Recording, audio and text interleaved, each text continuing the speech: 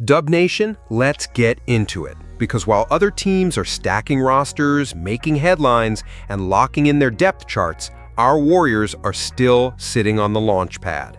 And the reason? It all comes down to one name, Jonathan Kuminga. This offseason has been anything but normal for the Golden State Warriors. We've been linked to some of the best veteran names available: Al Horford, DeAnthony Melton, Seth Curry, even a possible Gary Payton II reunion. And yet, we haven't pulled the trigger on a single move. Not one. Zero trades, zero signings, just rumors and "we're monitoring the situation" talk. And if you're frustrated, I get it, because we know this team isn't done. We know the front office has plans. We know Steph still believes in this squad. But right now, everything is frozen. And the cause of the freeze is simple: the ongoing contract standoff with restricted free agent Jonathan Kuminga. Now let's be real. Kuminga's situation has been dragging on for way too long. He's a young talent with big upside, no doubt. He wants more touches, more responsibility, maybe even a different role than the one he's had behind Steph, Draymond, and Jimmy Butler. And he's reportedly not thrilled with how the franchise has handled his development.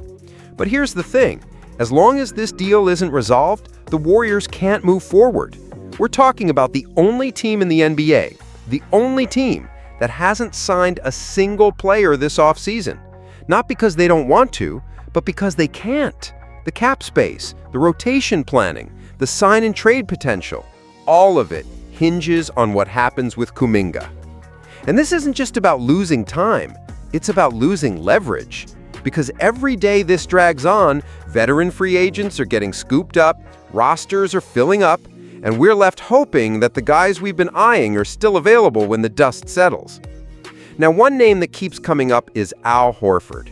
And I know, he's 39, but if you watched him in Boston's 2024 championship run, you know age hasn't slowed him down. He's still one of the smartest big men in the game, still defends at a high level, still hits timely shots. And in this Warriors system, he could thrive. Think of him as the perfect front court anchor to rotate with Draymond. Not explosive, but solid, reliable, high IQ. Exactly what this team needs. And according to NBA insider Jake Fisher, the Warriors are still very confident that Al Horford is coming. The only holdup? You guessed it, Kuminga. Fisher said Horford and other vets are basically waiting on standby, in full communication with the front office, ready to sign as soon as this contract drama ends. So let's not get it twisted. This isn't a front office that's asleep. This is a front office playing the waiting game. And honestly, that's a dangerous game to play this deep into the offseason. But the part that really stings for fans is the uncertainty. Because we're not just talking about role players here. We're talking about a team trying to reload for one last run. Steph's not getting younger. Butler's already had injury scares. Draymond is 35 and coming off another deep playoff run. If we're going to go all in one more time, the time is now. Not next week, not after training camp, now. Still, the Warriors remain confident. And you know what? That counts for something. Because this franchise doesn't panic. They've always played the long game. And if that means waiting out a stubborn negotiation with Kuminga to make the rest of the dominoes fall, then that's what they're doing. But Dub Nation is restless. The silence is loud. And everyone's wondering, what's the actual plan? What's coming once the Kuminga saga finally ends? So I want to hear from you. Do you think Kuminga's worth holding up the entire offseason? Would you re-sign him, trade him, or let him walk? And what do you make of the Al Horford rumors? Do you think he's the right veteran to stabilize the front court?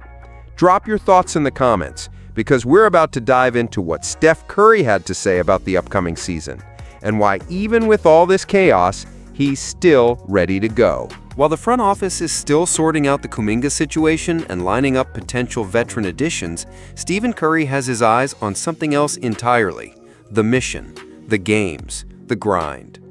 The Warriors' 2025-26 schedule dropped recently, and while the headlines focused on matchups and road trips, Curry's reaction was a subtle reminder of why he's still the most professional, locked-in leader in basketball. No drama, no distractions, just straight-up readiness. Speaking with NBC Sports Bay Area's Dalton Johnson, Curry didn't complain, didn't duck the tough questions. He simply said this: "Very interesting and different schedule than what we're used to, just from the patterns of what I've noticed over the last 16 years. But everybody's got to play 82, and we hope to be able to get through it." That's vintage Steph, a player who's done everything. 4 titles, 2 MVPs, all-time leader in threes, and still his mentality is get through it. Let's be clear, this schedule is brutal.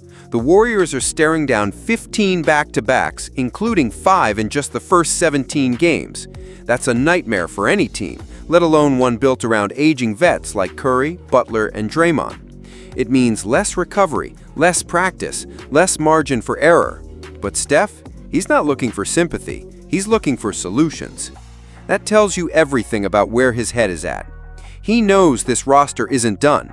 He knows they haven't made their free agent splash yet. He knows the Kuminga cloud is still hanging overhead.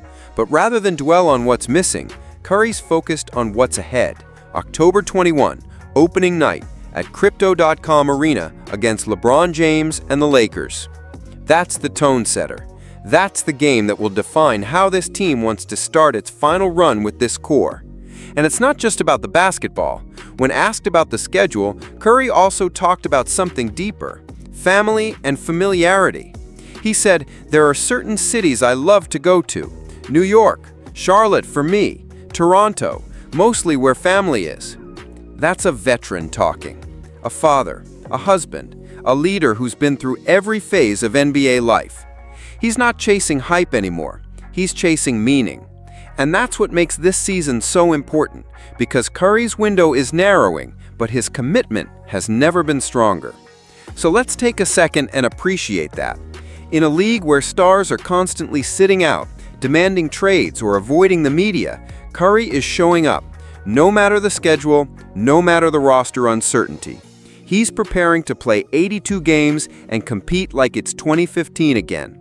And that mentality, that's contagious. You know Draymond's going to follow that lead. You know Butler, who's hungry to prove he can still go toe-to-toe with the West's best, is going to follow that lead.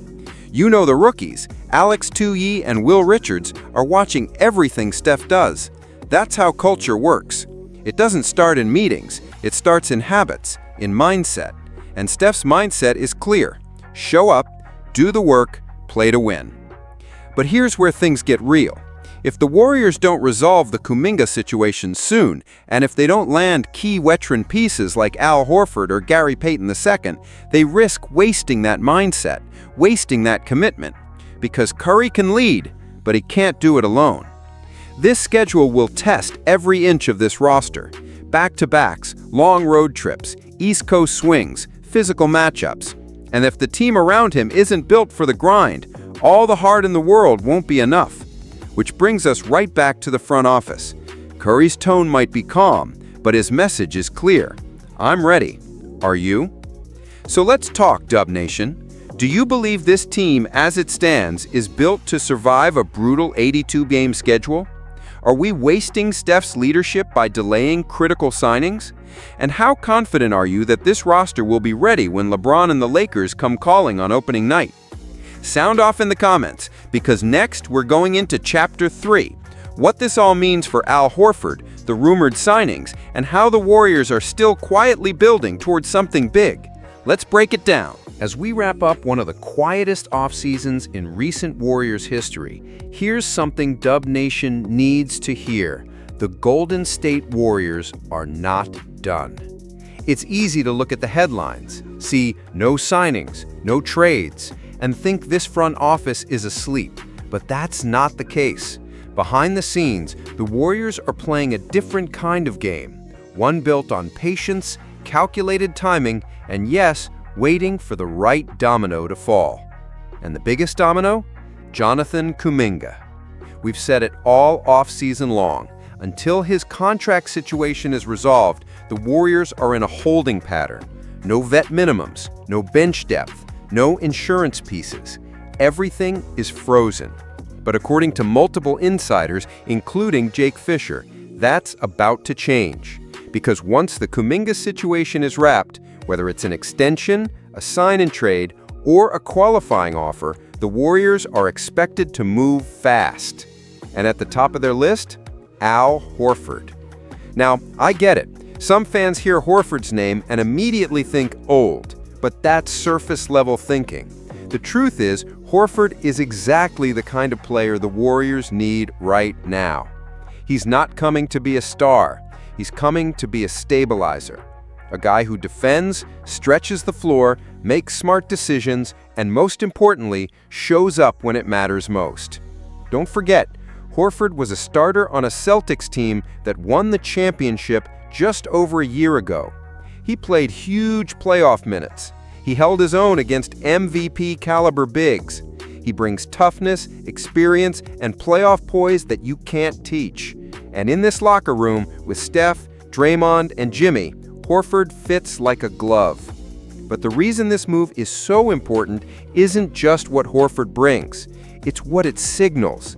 It tells us that the front office hasn't given up, that they're not content with running it back incomplete, that they see the opportunity for one more push and they're willing to trust veterans who know how to win.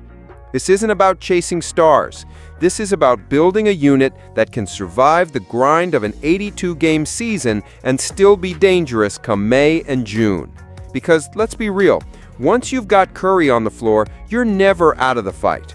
Add Jimmy's grit, Draymond's leadership, and a high IQ vet like Horford, that's a team nobody wants to see in a 7-game series, especially with role players like Moses Moody, Brandon Podziemski, and Trace Jackson Davis continuing to develop. And don't overlook the vibe either. Horford isn't just a smart signing on the court. He's the kind of player who elevates everyone around him. He won't rock the locker room. He won't demand shots. He won't need minutes politics.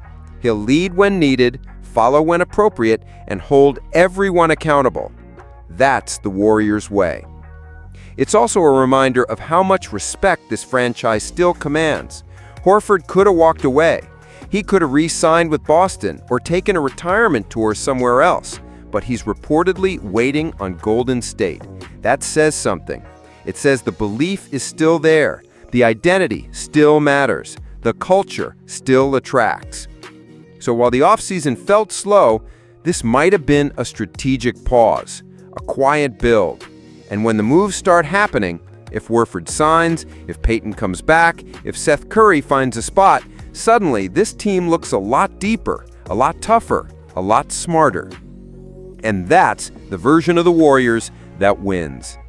Now it's up to the front office to finish the job. The fans are ready. Steph is ready. The clock is ticking. And if this truly is one last ride with this core, we'd better make it count. So I want to know from you, is Al Horford the right fit for this Warriors team? Which other vet would you like to see join the squad after the Kuminga situation is resolved? Do you believe the Warriors can still make one last deep run with this roster?